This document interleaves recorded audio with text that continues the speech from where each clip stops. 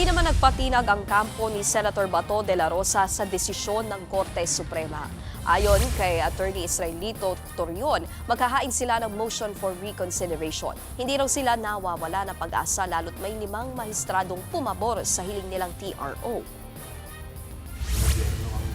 Why we only recognize one authority. That authority is the powers of the government here. Tayin natin yung written copy ng order para hindi po tayo mag-speculate. After reading it, posible kami mag-file ng motion for reconsideration. Isa yan sa aming isang option. Welcome naman para sa Office of the Solicitor General ang desisyon ng Korte Suprema. Patunay daw ito na walang legal na basehan para pigilan ang pag-aresto kay De La Rosa. Una nang ipinabasura ng Solgen ang petisyon ng senador. Ipinauubaya naman ng Malacanang sa Department of Justice ang mga susunod na hakbang sa ICC arrest warrant laban kay De La Rosa.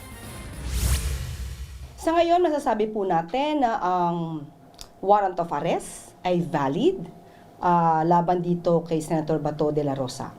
At ang lahat ng maaaring interpretasyon at evaluation na sabing resolution ng Supreme Court ay ibabato po natin kay Secretary Frederick Bida. Mga kapatid, Nikki de Guzman po. Para sa pasada ng mga rumaratsyadang balita, mag-follow at mag-subscribe na sa social media pages ng News 5.